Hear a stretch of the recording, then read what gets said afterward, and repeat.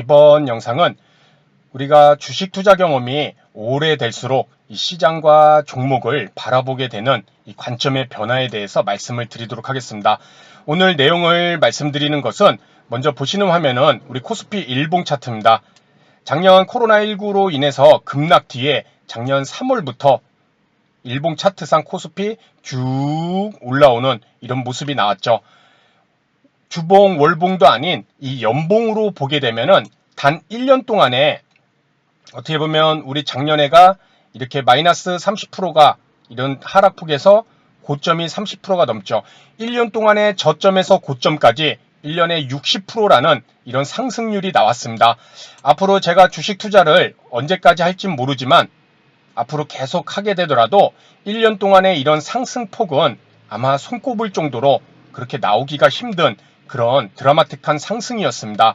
자, 이런 시장에서 작년에는 아마도 많은 분들이 뭐 매수를 했더라도 조금 물리더라도 그렇죠. 마이너스가 되더라도 며칠만 홀딩하면은 다시 본존으로 올라오고 더구니 더 수익까지도 낼 수 있는 그런 매우 좋은 시장의 모습이었죠. 하지만 주식 경험이 많으신 분들은 작년과 같은 시장이 늘 만들어질 수는 없을 것이고 그러한 시장이 손에 꼽을 정도로 앞으로도 그렇게 드물게 나올 수밖에 없는 그러한 모습이라는 것을 우리가 잘 알고 있을 것입니다. 이러한 주식시장에서 오래 살아남고 또 꾸준한 수익을 내기 위해서는 분명히 투자 경험이 오래될수록 이 시장과 종목을 바라보는 이 관점이 달라져야 된다. 그 관점이 달라짐으로써 매매 전략이 바뀔 수가 있기 때문입니다. 그것을 먼저 보기 전에 먼저 우리가 큰 손실이 만들어지는 이유를 간략하게 세 가지로 보도록 하겠습니다.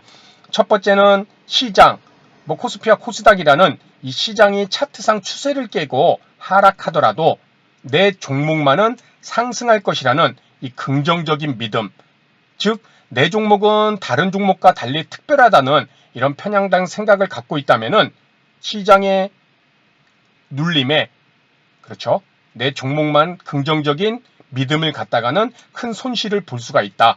두 번째, 매수하려는 종목의 좋은 점만 찾아보고 상상의 희망 회로를 계속 돌리는 경우 실적이 하락이어도 상상의 희망 회로를 돌리고 앞으로 좋아질 것이라는 또 수급이 무너져도 또 업황이 무너져도 그렇죠. 또 종목의 차트가 추세를 이탈해도 어떠한 악재가 나와도 좋은 점만 찾아보고 이로 인해 내 종목이 또한 상승만 할 것이라는 이런 생각을 하게 된다면 시장에는 냉정하게 큰 손실을 입을 수가 있을 것입니다. 그리고 세 번째, 보유 종목이 하락이 지속되며 손실이 커져도 바로 상승 전환할 수 있다는 이런 강한 긍정적 믿음으로 비자발적 장기 투자자가 되는 경우, 자, 자신이 진짜 장기 투자로 접근한 것인지 아니면은 매수한 다음에 하락하니까 이거 매도하면 손실이 확정되잖아요. 그런데 보통 이 손실 확정에 대한 두려운 마음을 누구나 갖고 있습니다. 다르게 표현하면 매도하지 않으면은 아직 손실이 확정된 것은 아니고 언제든지 또 다시 오르면은 손실을 회복할 수가 있다. 이런 생각에 쉽사리 매도하지를 못하는 것이죠. 그렇죠? 그러면서 이젠 처음에 접근했을 때는 장기 투자로 접근한 것이 아닌데 손실인 종목이 매수하고 손실 나다 보니까는 장기 투자자로 나는 이제는 이 종목에 접근한 것이야. 이런 식으로 그럴듯한 프레임을 갖다 붙여서 비자발적 장기 투자자가 되는 경우, 이럴 경우에도 시장에서 큰 손실을 볼 수가 있다는 것입니다. 자, 지금 큰 손실을 보게 되는 세 가지 내용을 봤는데 여기에는 공통된 단어들이 있죠. 시장의 종목 긍정적인 믿음, 그렇죠? 내 종목 특별하다는 생각, 좋은 점, 상상의 희망 회로, 그렇죠? 강한 긍정적인 믿음, 시장을 바라보는 것이 시장과 종목 상황이 좋지 않음에도 항상 긍정적이고 희망적으로 바라봤을 때 우리는 큰 손실을 볼 수가 있다는 것입니다. 자, 그렇다면은 이 투자 경험이 쌓일수록 이 시장과 종목을 바라보는 이 제1원칙 관점의 변화가 되겠죠. 그렇죠. 그러한 모습을 한번 보게 되면은 먼저 시장과 종목을 분석할 때마다 반대의 경향으로 우리가 접근을 한다는 것입니다. 시장과 종목을 분석할 때마다 좋은 점이 아닌 항상 부정적인 부분에 초점을 두려는 관점으로 변화하게 된다. 오랜 투자 경험을 하게 된다면은 이 종목, 이 지금의 시장을 항상 좋게만 보는 것이 아니라 그와는 반대로 어떻게 하면 이 종목이 최악의 내용은 어떤 조건은 있을까? 이 시장이 최악의 조건은 어떠한 모습을 갖고 있을까? 그러한 부정적인 부분에 초점을 둔다는 것이죠. 그래서 시장이 추세를 우상향으로 세우면서 상승해도 언제든지 조정이 나올 수 있다는 부정적인 생각, 그리고 내 종목이 실적이 좋아도 또 업황이 좋아도 언제든지 이 경쟁사의 등장, 또 내가 매수한 종목의 기술보다 더 좋은 신기술 개발에 따른 내 종목이 뒤처짐. 그래서 시장 주도주에서 언제든지 탈락할 수 있다는 이런 부정적인 생각을 갖고 있어야 된다는 것이죠. 그리고 강한 수급, 기관인과 외국인이라는 이런 메이저 강한 수급이 들어와 상승이 나오더라도 그들 또한 언제든지 이익 실현을 위한 대량의 물량을 매도할 수 있다는 이런 부정적인 생각, 이것이 반드시 필요하다는 것입니다. 아울러 차트도 그렇죠. 이런 지지라인, 뭐 특정 이평선, 20일 이평선이든 60일 이평선이든 이런 특정 지지라인 또는 캔들라인, 그렇죠. 이런 지지라인을 지켜줄 것이라는 긍정적인 믿음보다는 지지라인 또한 언제든지 깨져서 하락할 수 있다는 이런 부정적으로 준비된 생각이 필요하다는 것입니다. 자, 지금 이 내용을 봤을 때 항상 지금 네 가지는 부정적인 모습이죠.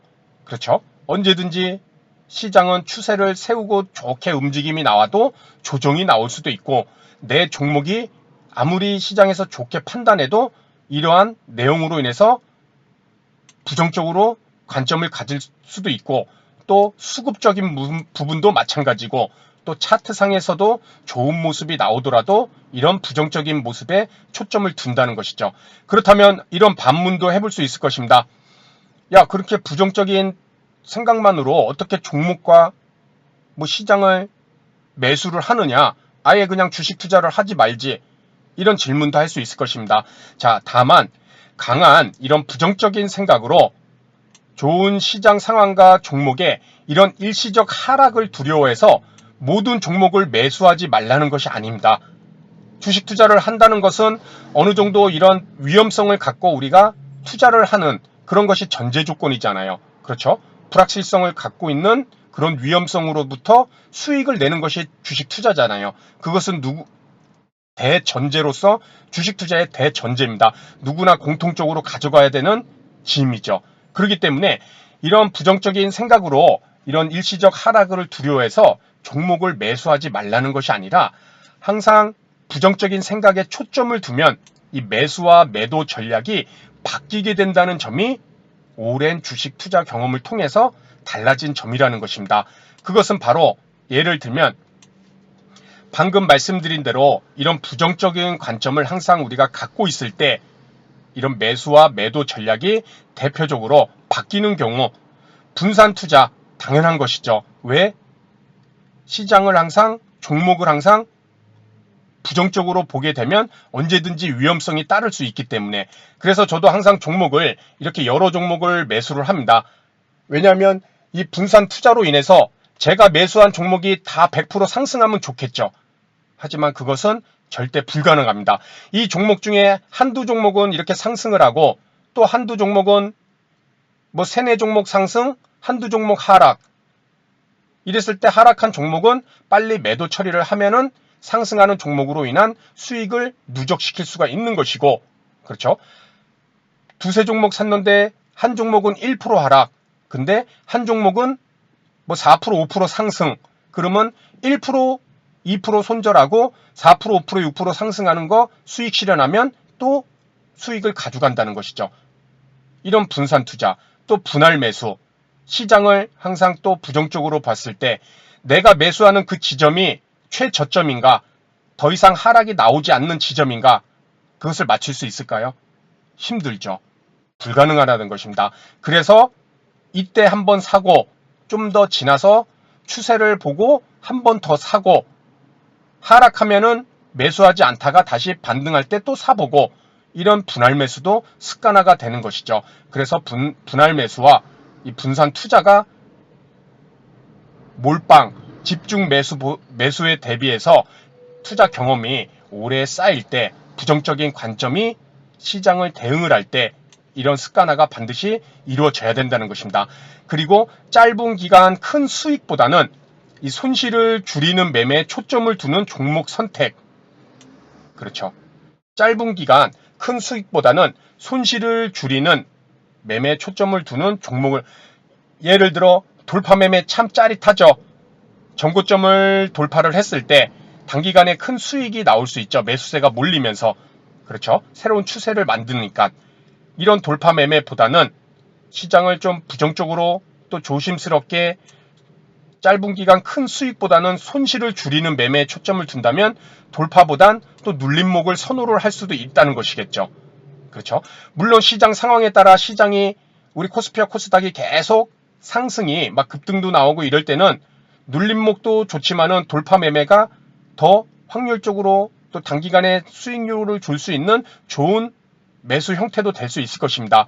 다만 큰 기간에서 봤을 때 그러한 코스피와 코스닥의 지수의 드라마틱한 상승은 생각처럼 그렇게 자주 나오지가 않습니다.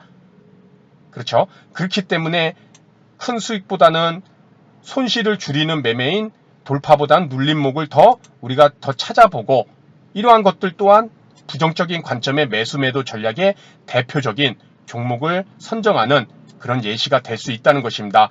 그렇기에 오늘 말씀드린 이 부분이 전반적으로 봤을 때 우리가 큰 손실을 만드는 것은 시장과 종목을 너무 긍정적으로 내가 보고 싶은 부분만 보게 된다면은 이러한 큰 손실, 이러한 내용 때문에 큰 손실을 볼 수가 있다는 것입니다.